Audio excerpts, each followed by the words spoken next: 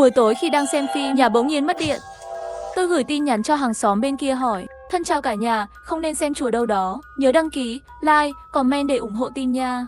Ngay sau đó hàng xóm nói với tôi rằng nhà họ cũng bị mất điện. Sau khi tôi đồng ý, tay vừa nắm tay nắm cửa.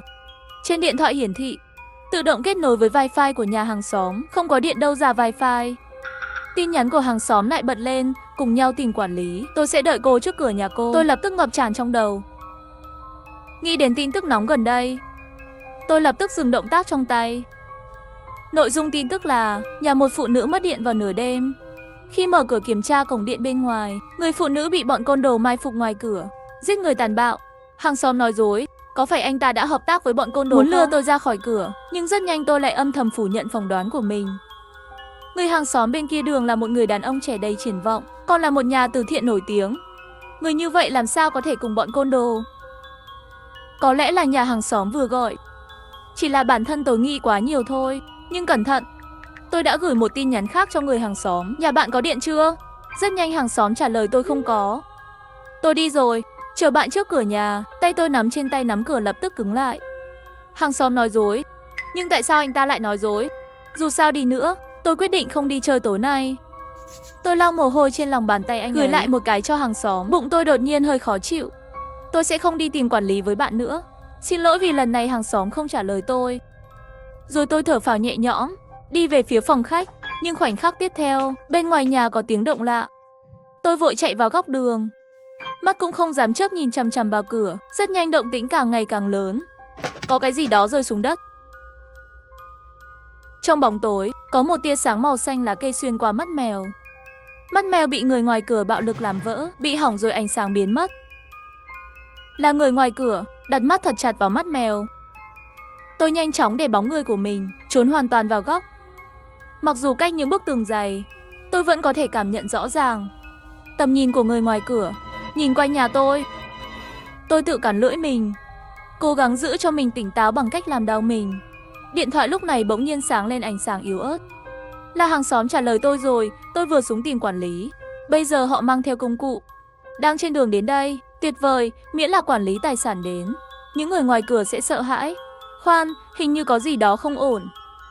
Tôi đã xem lịch sử trò chuyện, khoảng cách tôi gửi tin nhắn khi người hàng xóm nói với tôi rằng anh ta đã tìm thấy bảo tàng. Chỉ qua 2 phút, chúng tôi sống ở tầng 5, và bởi vì các tầng chỉ có 6 tầng, không có thang máy trong tòa nhà. Vậy trong vòng 2 phút, làm thế nào anh ta xuống được 5 tầng, còn có thể thông báo đầy đủ tình hình cho quản lý tài sản? Nghĩ đến đây, tôi run rẩy mở tin nhắn. Đã chỉnh sửa một tin nhắn báo thức, nhưng bất kể tôi gửi như thế nào, điện thoại hiển thị không có trong khu vực dịch vụ. Ngay cả wifi vừa mới kết nối cũng đột nhiên bị hỏng. Chuyện gì vậy? Vãi, tôi nhớ lại ngày xưa khi trường tổ chức kỳ thi lớn. Bộ chặn tín hiệu thường được sử dụng trong điều kiện bình thường. Bộ chặn tín hiệu làm tôi không thể báo cảnh sát, trừ khi có cải tạo bất hợp pháp. Tôi dùng tay ấn mạnh vào trái tim đang đập của mình. Hãy để những rung động dữ dội trong ngực bình tĩnh lại một chút. Rồi tôi quỳ xuống đất, giữ hơi thở, từng bước chậm rãi đi về phía phòng ngủ. Bước được nửa bước, ngoài cửa bỗng nhiên có tiếng bước chân. Có lẽ là người ngoài cửa phát hiện không mở được cửa, đi rồi. Chưa đợi tôi thở phào nhẹ nhõm, trên cửa bỗng nhiên có một tiếng động lớn. Người ngoài cửa không đi, hắn muốn phá cửa. Trái tim tôi lập tức đề cập đến cổ họng. Tôi không dám trì hoãn nữa, dùng cả tay và chân để bò trở lại phòng ngủ. Sau khi khóa cửa, tôi dựa vào tường, thở hổn hển. Đêm tĩnh lặng, tiếng phá cửa vang vọng trong khu phố, giống như tiếng vọng của cái chết. Nó rơi xuống đầu tôi. Làm sao bây giờ? Và cửa phòng ngủ đều chỉ là cửa gỗ rất bình thường, không thể ngăn được bao lâu. Làm sao? Bình tĩnh tìm kiếm, phải có cách nào đó thoát được. Nơi tôi sống là một khu phố cao cấp vừa được xây dựng.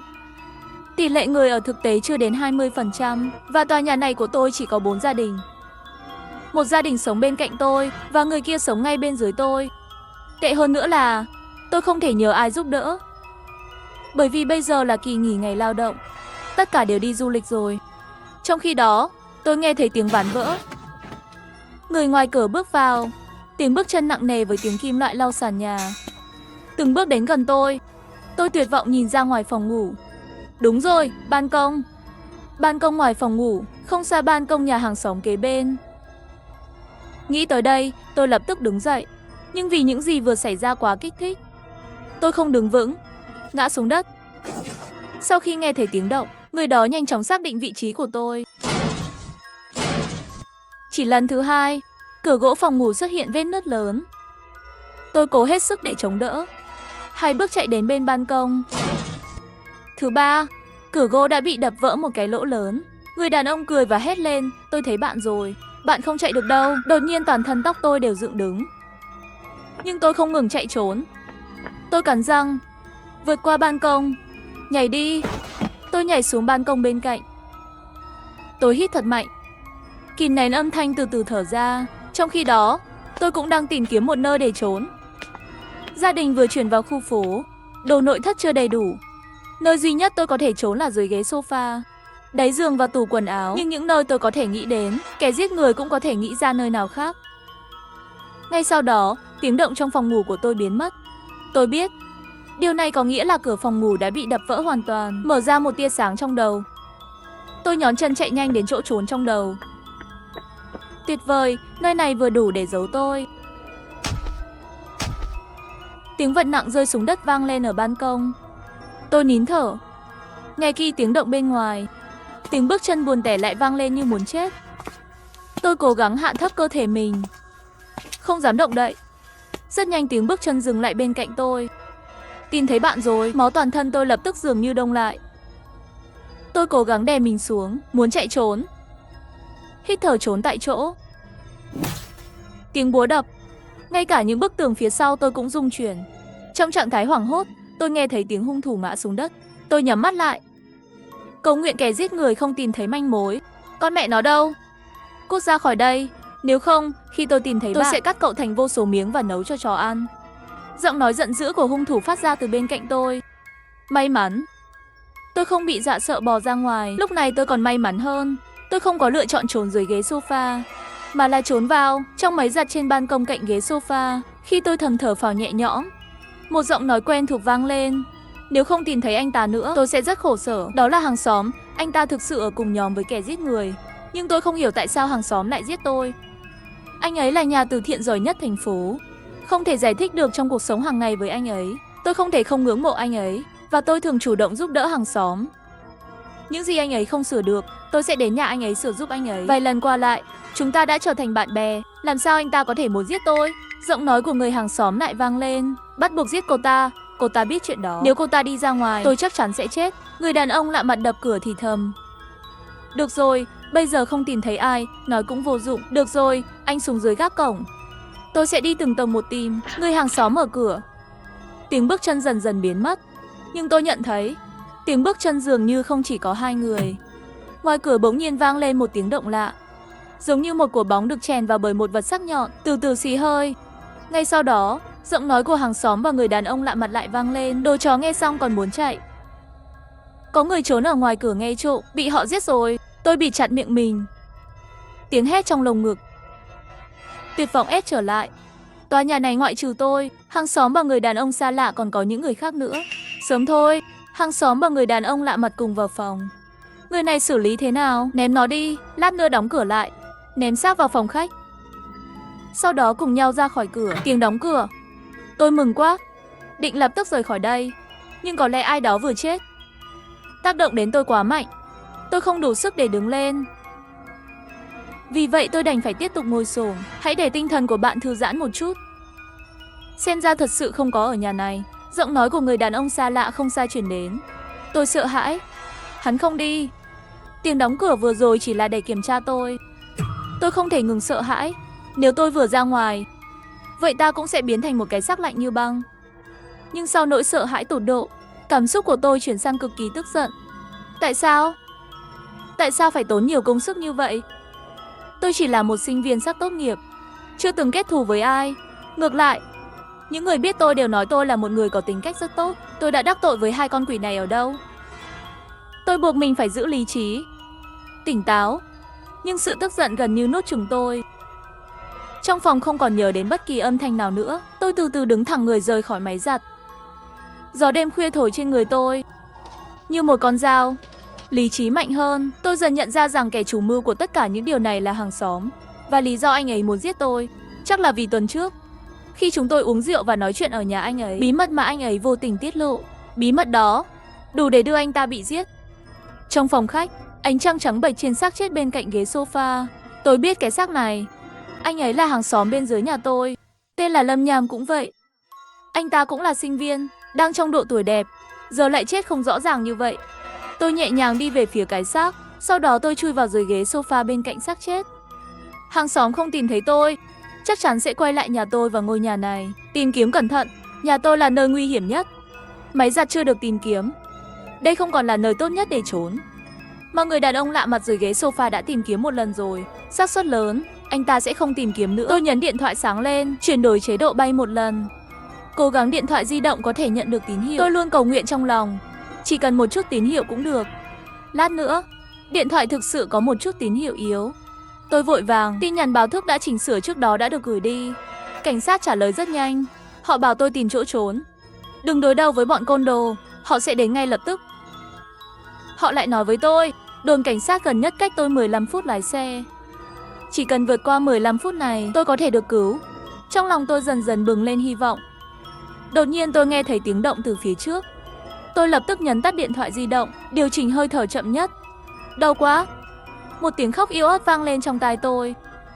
Là cái xác vừa trên mặt đất. Anh ta không chết. Trái tim tôi thầm hài lòng, cuối cùng tôi không phải chiến đấu một mình nữa.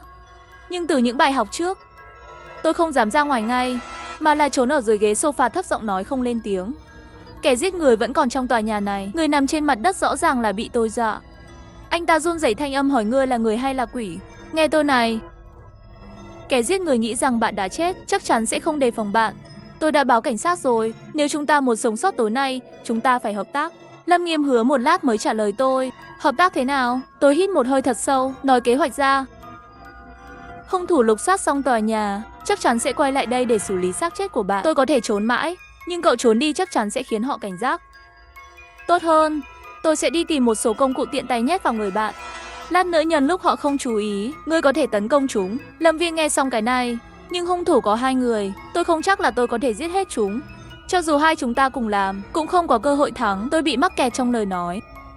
Lâm vẫn thấy tôi không nói chuyện, đột nhiên hỏi tôi nghe thấy bên ngoài. Nhà từ thiện đó nói gì, cô đã biết về anh ta? Chuyện gì vậy? Tôi suy nghĩ một chút rồi trả lời cả đời. 10 năm trước, anh ta giết người và đã thoát khỏi sự trừng phạt của pháp luật. Lâm Nhất Ngôn tiếp tục nói làm thế nào trốn thoát được. Anh ấy bị tâm thần phân liệt nặng. Lâm Nhất Ngôn nằm trên mặt đất, trong lời nói đầy bất đắc dĩ. Vậy nạn nhân cũng quá thảm hại, hắn đã phá hủy một gia đình. Thảo nào làm từ thiện. Tôi sợ là để che giấu sự xấu xa của mình. Không, anh ta đã phá hủy nhiều hơn một gia đình. Tôi tức giận vì những gì tôi nghe được đêm đó. Nói hết cho Lâm Nghiêm. Cái gì? Cả làng đều giết rồi. Tôi gật đầu. Tiếp tục không chỉ vậy. Thực ra anh ta không có bệnh tâm thần.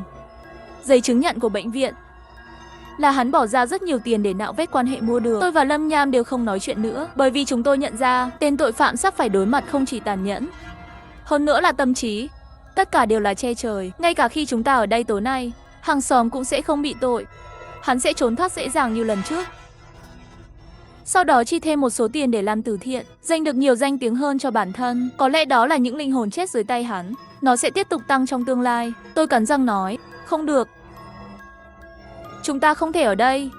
Không chỉ không thể chết, và tìm bằng chứng anh ta giả mạo bệnh tình. Tôi run tay bò ra khỏi ghế sofa. Rõ ràng Lâm Nham cũng nghĩ vậy. Hắn từ từ đứng lên. Lúc này tôi mới thấy bụng anh ta dính đầy máu. Yên tâm, tôi là sinh viên y khoa, vết thương này không gây chết người. Vậy tại sao bạn lại ngất đi? Bởi vì tôi ngất xỉu. Vậy sao bây giờ không ngất nữa? Được rồi, tôi vừa bị ngất xỉu. Lâm Nham bất đắc dĩ thổ lộ sự thật là do tôi bị dọa ngất. Những sợi dây luôn chặt chẽ trong tâm trí tôi. Cuối cùng cũng thoải mái. Đến nhà hàng xóm tìm bằng chứng đi. Bạn vừa gọi cảnh sát. Tôi gật đầu. Cậu không nên gọi cảnh sát. Lâm Nham bỗng nhiên kích động. Trong lòng tôi lập tức ngồi cạnh nhau. Mà Lâm Nham lại không phát hiện ra sự khác thường của tôi. Chỉ thì thầm thôi. Nếu họ nghe thấy tiếng còi, nhất định sẽ quay lại tiêu hủy chứng cứ. Lúc này tôi mới yên tâm. Đi theo Lâm Nham áp vào cửa. Yên lặng nghe động tĩnh bên ngoài. Rất nhanh chúng tôi đã xác định được hắn không ở tầng này. Lâm Nham nhẹ nhàng mở cửa. Tôi đi theo anh ta ra khỏi cửa. May mắn là, có lẽ là vì vội vàng tìm tôi, cửa nhà hàng xóm không đóng. Chúng tôi nhanh chóng vào nhà hàng xóm. Vì tôi đã ở đây nhiều lần, biết rõ cấu trúc của căn phòng. Anh canh chừng anh ta ở cửa. Đi tìm không được. Như vậy hiệu quả quá chậm, tôi sẽ tìm cùng bạn. Ngay lập tức, tôi và Lâm Nham tách ra tìm kiếm ở nhà hàng xóm. Nhưng bất kể chúng ta tìm thế nào, không thể tìm thấy từ miệng hàng xóm đống bệnh án giả đó. Thời gian trôi qua từng giây, tiếng bước chân đang đến gần chúng ta. Lâm Nham, tôi thấp giọng hét lên. Nhưng bởi vì Lâm Nham tìm đồ quá tập trung, không trả lời tôi. Đơn giản là chúng ta không còn xa nữa. Tôi nhẹ nhàng kéo anh ta xuống. Lâm Nham bị hành động của tôi giật mình. Nhưng sớm thôi, anh ta cũng nghe thấy tiếng bước chân dần dần rõ ràng. Họ sẽ kiểm tra thi thể trước. Chúng ta chỉ còn vài phút nữa. Nếu thực sự không tìm thấy thì chúng tôi sẽ từ bỏ. Không có gì quan trọng hơn mạng sống. Chúng tôi cũng tăng tốc độ tìm kiếm. Vài phút nữa, bên kia cửa là nhà hàng xóm kế bên của tôi. Có một tiếng gầm giận dữ. Thi thể thì sao? Đừng hoảng sợ, anh ta và cô gái đó không chạy được đâu. Chúng tôi đã lục soát cả tòa nhà. Cửa chính dưới lầu cũng bị khóa trước. Chúng chắc chắn đang trốn ở tầng này. Chắn tôi không thể ngừng đổ mồ hôi. Mồ hôi thấm vào mắt tôi. Mắt đau. Tôi tiện tay cầm mấy cái trên bàn lên. Giấy viết chữ, lau mồ hôi. Giấy hơi cứng, chọc tôi khó chịu. Sau khi lau xong, tôi thuận tay bỏ mấy tờ giấy đó vào túi. Như vậy, chúng tôi chia nhau tìm tầng này ở 3 chỗ. Bạn đang ở đây, tôi sẽ đi bên cạnh. Nghe hàng xóm nói chuyện, bộ não hỗn loạn của tôi bỗng nhiên như bị đập trúng. Khi tôi trốn trong máy giặt, hắn cũng nổ tung tôi như vậy. Ngươi nói nếu không trốn thì không kịp rồi. Nhưng những người chết oan thì sao? Nhưng bây giờ tôi không thể quản nhiều nữa. Điều kiện tiên quyết để thực thi công lý là giữ được mạng sống của mình. Tôi kéo Lâm Nham chui vào dưới gầm giường phòng ngủ. Đồng thời tôi liếc nhìn thời gian. 13 phút đã trôi qua kể từ thời gian báo động. Nếu chúng ta sống sót qua 2 phút này, chúng ta sẽ được cứu. Nhưng dưới gầm giường thật sự có chút hẹp. Chỉ cần hàng xóm cúi xuống một chút, có thể nhìn thấy chúng ta đang trốn dưới gầm giường. Lâm Nhan cũng nhận thức được vấn đề này. Nhưng điều tôi không ngờ tới là cậu ấy bỗng nhiên trực tiếp chui ra khỏi giường. Cửa nhà hàng xóm của Nhiên phát ra tiếng động. Tôi nghe tiếng bước chân của người hàng xóm. Tôi lặng lẽ đem thân thể mình sâu hôn dưới gầm giường, cho đến khi toàn bộ lưng sát trên những bức tường lạnh lẽo. Tôi thấy chân Lâm Nham ở sau cửa phòng ngủ. Tiếng bước chân không chút do dự. Sau khi lục soát phòng khách, đi thẳng đến phòng ngủ. Là tiếng hét của hàng xóm. Rất nhanh Lâm Nham cùng hàng xóm đánh nhau ở một chỗ. Trong hỗn loạn, âm thanh liên tục có sức mạnh xuyên thủng thân thể. Tôi sợ đến nỗi không dám động đậy. Là âm thanh của vật nặng rơi xuống đất. Ngay lập tức, tôi nhìn thấy một đôi mắt mở to. Đôi mắt đó thuộc về hàng xóm. Ngay sau đó tiếng còi vang lên. Cuối cùng tôi cũng sống sót. Khi cảnh sát đưa chúng tôi đến đồn cảnh sát, tôi và Lâm Nham kể lại mọi chuyện như cũ. Đồng thời, cảnh sát cũng tìm thấy ở nhà anh ta lịch sử giả mạo bệnh. Sau khi tìm ra bác sĩ chăm sóc lúc đó, bác sĩ điều trị nhanh chóng thừa nhận hành sáu phạm tội của mình. Nhưng cảnh sát không thể tìm ra hung thủ khác. Tôi nghĩ, kẻ giết người chắc là sau khi nghe thấy tiếng còi báo động, bỏ lại hàng xóm và bỏ chạy. Cảnh sát thấy tâm trạng của tôi rất tệ. Mấy ngày nay sẽ phái người canh gác xung quanh ta. Sau khi vất vả bình tĩnh lại cảm xúc, một cảnh sát trông bằng tuổi tôi bỗng nhiên mở miệng hỏi nói là màn hình tín hiệu để tránh sự can thiệp của nó. Vì vậy, bạn không thể gọi cảnh sát. Nhưng chúng tôi không tìm thấy ở đó cái chặn tín hiệu đó. Không đợi tôi trả lời, làm cảnh sát bên cạnh anh ta thì trả lời cho tôi. Không phải còn có một tên sát nhân đang chạy trốn sao? Có lẽ là trên người đó. Nhưng cảnh sát trẻ dường như không hài lòng với câu trả lời này. Anh ta tiếp tục hỏi, bạn nói người cùng bạn Lâm Nham bị đâm vào bụng dưới, sau đó rơi vào hôn mê. Phải, vết thương nhỏ làm sao có thể khiến người ta hôn mê? Anh ta nói bị dọa ngất. Cảnh sát trẻ không hỏi tôi câu hỏi nào nữa. Lâm Nghiêm từ chối đến bệnh viện xem vết thương. Hắn nói với cảnh sát, bởi vì anh ấy là sinh viên y khoa, bạn có thể tự khử trùng và băng bó. Cảnh sát thấy vết thương của anh ta không sâu, chỉ là bị rách một chút da thôi, cũng để Lâm Nghiêm trở về. Không ai trong chúng tôi trở lại khu phố, dù sao cũng có hung thủ chạy trốn. Chúng tôi chọn ở khách sạn bên cạnh đồn cảnh sát. Lâm Nhan ở phòng 301, tôi sống ở 302, trải qua một đêm trốn thoát ly kỳ. Bây giờ cuối cùng cũng thư giãn, thân thể tôi lập tức bị mệt mỏi chiếm cứ. Nhưng tôi biết chuyện này còn lâu mới có kỹ kết thúc. Tôi lấy ra giấy dùng để lau mồ hôi trước đây. Sau khi trải phẳng qua từng cái một, tôi thấy một đoạn ghi chép. Đoạn ghi chép này không chỉ ghi lại Lâm Nhan quan hệ với hàng xóm, còn ghi lại một bí mật kinh ngạc. Sau khi dùng nước nóng để rửa sự mệt mỏi trên cơ thể, tôi bắt đầu nhìn kỹ nội dung của hai tờ giấy. Cái đầu tiên viết đầy đủ hồ sơ gửi tiền của hàng xóm cho Lâm Nhan. Và cái thứ hai là hồ sơ phẫu thuật thẩm mỹ của hàng xóm và Lâm Nhan. Phẫu thuật thẩm mỹ hóa ra là như vậy. Cảnh sát trẻ có lẽ nhận ra chỗ không hợp lý, nhưng câu hỏi anh ta hỏi lại đi lệch hướng. Và với hai tờ giấy này, ta mới dần dần giải quyết nghi vấn trong lòng mình. Tại sao biết rõ nguy hiểm, Lâm Nham còn trốn sau cánh cửa nghe trộm? Tại sao một kẻ giết người nhưng chỉ gây tổn thương da cho Lâm Nham? Tất cả đều là vì Lâm Nham và hàng xóm quen biết nhau. Thậm chí họ là một nhóm. Nhưng từ kết quả, rõ ràng là Lâm Nham đã phản bội. Tôi sẽ không ngây thơ đến mức nghĩ Lâm Nham là do hành xấu xấu xa của hàng xóm. Đột nhiên, thay đổi suy nghĩ, Lâm Nham ngay từ đầu đã không muốn để cho hàng xóm sống sót. Dù sao người chết mới có thể vĩnh viễn giữ bí mật. Cửa nhà tôi bị gõ, tôi là Lâm Nham. Muốn ăn tối cùng nhau không?